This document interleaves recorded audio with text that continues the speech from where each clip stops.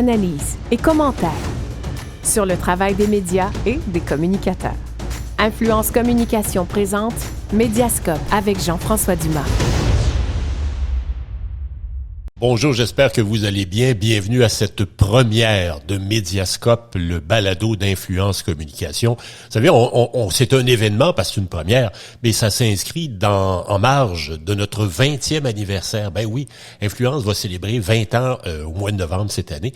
Et tout au long de l'année, on va créer des événements où on va se pencher, on va s'intéresser d'abord à l'histoire de la compagnie, à l'évolution, à ce qu'on a fait, mais également à la transformation des médias au courant des 20 dernières années. Et donc, le balado Médiascope vient s'enchasser un peu dans toutes les activités et célébrations pour notre anniversaire. Bon, le balado en soi, à la base, je vous avoue que égoïstement, c'est un petit plaisir personnel. Ouais. Comme ancien prof chargé de cours à l'école, à l'université, le plaisir d'enseigner et d'expliquer comment ça marche les médias, comment ça fonctionne, c'est ça, j'avoue que je tenais beaucoup à m'embarquer dans un projet comme ça et d'avoir l'occasion de faire un peu de pédagogie. Ça me fait plaisir. L'autre élément, c'est qu'à chaque fois que je donne des conférences, j'explique aux gens que mon petit fantasme personnel, c'est de faire en sorte que la prochaine fois que vous allez ouvrir un journal, écouter la radio ou la télé, c'est qu'une partie de vous soit changée. C'est que la prochaine fois que vous allez consommer de l'information ou des médias, il y a un petit bout de vous qui va faire en sorte que vous allez ouvrir le journal et voir la nouvelle ou le traitement des médias différemment. Non pas en voyant la nouvelle parce que la nouvelle, elle est là, mais des fois en vous posant la question, pourquoi on parle autant de ce genre de sujet-là dans les médias? Pourquoi on parle si peu d'autres choses? Pourquoi ils ont fait autant de sport, autant de Canadiens et si peu de pauvreté? Ça fait partie de mes objectifs très, très, très personnels. Le balado, le podcast d'Influence Médiascope va donc se pencher sur le travail des médias et des journalistes, le comportement de l'actualité. On va beaucoup s'intéresser aussi au travail des communicateurs, les relationnistes, il y en a beaucoup au Québec. Et de temps en temps, je vais vous amener dans mon arrière-boutique. Le travail des professionnels, les spécialisés en surveillance et analyse des médias, les gens qui font ma job au quotidien, lire les journaux, écouter la radio, la télé et également les réseaux sociaux. Et donc, je vais avoir l'occasion de vous présenter un petit peu ce qu'on fait, comment on le fait, et vous donner des trucs. Par exemple, si vous recevez à votre travail une revue de presse quotidienne, comment est-ce qu'on lit ça, un journal? Comment on s'intéresse à une revue de presse? C'est quoi la première affaire qu'on doit regarder? Qu'est-ce qui doit attirer l'œil, votre attention en premier?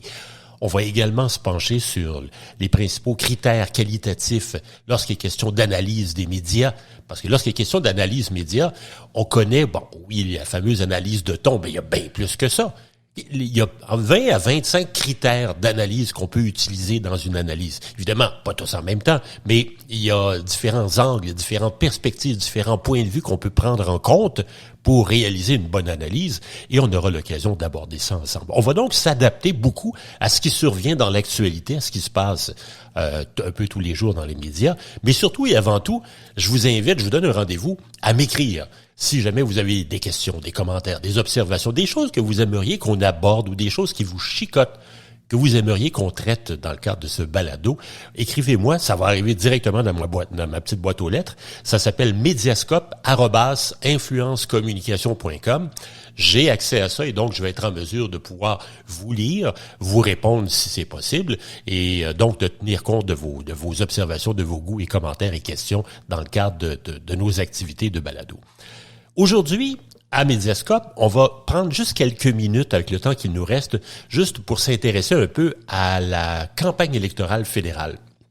Ce dont on a parlé et peut parler dans les 5 semaines de campagne fédérale qu'on vient de vivre, les principaux sujets. Puis c'est intéressant de dire ça parce que dans une campagne, au début de la campagne, il y a toujours des politiciens, des observateurs et des sondeurs qui nous disent « Ben oui, la campagne, cette année, on va parler de la pauvreté, on va parler des jeunes, on va parler de la dette publique. » Et là, à la fin, lorsqu'on arrive au terme de la campagne, c'est de comparer avec la réalité, de voir essentiellement à quoi on s'est vraiment intéressé.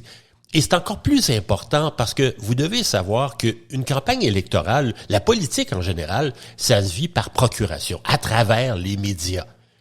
Le politicien a beau dire, raconter plein de choses, si les médias en parlent pas, ça n'existe pas.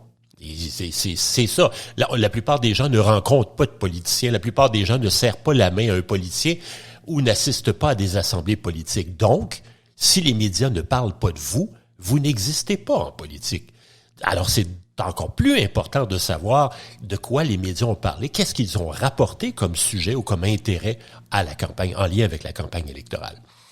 Le thème, que ce soit au Québec ou au Canada, le thème le plus important dont on a le plus parlé dans les 5 dernières semaines, il n'y a pas de surprise, c'est le fameux dossier de la vaccination. Et là, c'est après que ça diffère. Dans un ordre ou dans le désordre, au Québec, le deuxième sujet, ça a été l'Afghanistan, suivi par les changements climatiques, le dossier des garderies et la crise du logement. Ça, c'est les 5 affaires les plus importantes dont les médias ont le plus parlé dans la campagne au Québec. Au Canada, à travers le pays, en excluant le Québec, la vaccination arrive premier, suivie par la crise du logement, les changements climatiques, l'Afghanistan. Donc, ça ressemble pas mal au Québec dans le désordre, mais c'est le 5e sujet qui est différent, très différent de ce qu'on a vécu ici. C'est les questions autochtones, dont on a très peu ou à peu près pas parlé chez nous au Québec. Donc, c'est une bonne différence entre ce qui s'est passé chez nous et ailleurs au pays. D'un autre point de vue, dans une autre perspective, c'est toujours le fun de savoir, OK, ça c'est ce qu'on a dit. On a raconté, comment on a rapporté la campagne électorale. Mais maintenant, c'est de voir de quoi on n'a pas parlé, ou de quoi on a très peu parlé dans la campagne. Et là, on se souvient au début de la campagne, parmi les sujets que certains observateurs avaient soulevés comme étant cruciaux, des éléments importants dont on devait parler dans la campagne, le fameux dossier de la relation entre le Canada et la Chine, qui a été un dossier sous-médiatisé, ou du moins sous-rapporté ou sous-traité pendant la campagne, le fameux programme d'aide à la pandémie, la fameuse PCU, qui coûte très cher au pays et qui soulevait beaucoup de questions à savoir est-ce qu'on devait la maintenir, est-ce qu'on doit l'améliorer, la bonifier ou discriminer les gens à qui elle s'adresse. Ben, ça a occupé uniquement 1,37% de toute la campagne. Donc, on n'a presque ou pas parlé.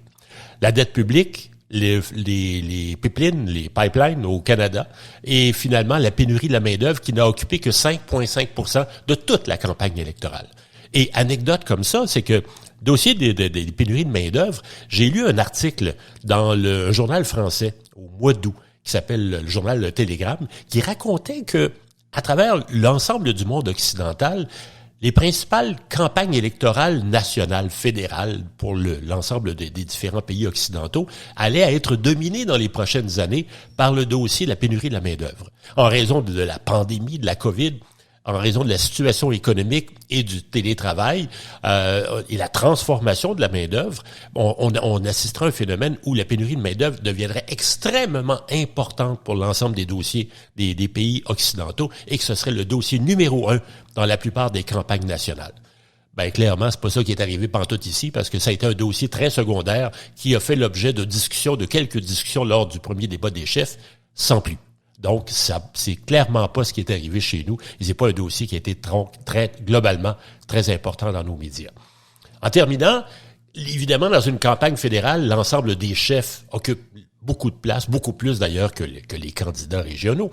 Mais ce qui est étonnant, une des particularités dans cette campagne-ci, c'est la place qu'a occupée notre premier ministre québécois, François Legault, qui a été très médiatisé tout au long de la campagne et particulièrement dans l'avant-dernière semaine, où, imaginez-vous donc, qu'il a été mentionné ou traité, on a parlé de lui, du moins on l'a cité, dans plus du tiers de toute la couverture sur la campagne dans l'avant-dernière semaine. Donc, pour être très précis, c'est 34,37% de toute la couverture de l'avant-dernière semaine qui faisait référence à François Legault. C'est vous dire la place démesurée qu'il a occupée, à tort ou à raison, mais il a été extrêmement important, très médiatisé dans le cadre de l'ensemble de la campagne et surtout vers la fin de la campagne fédérale.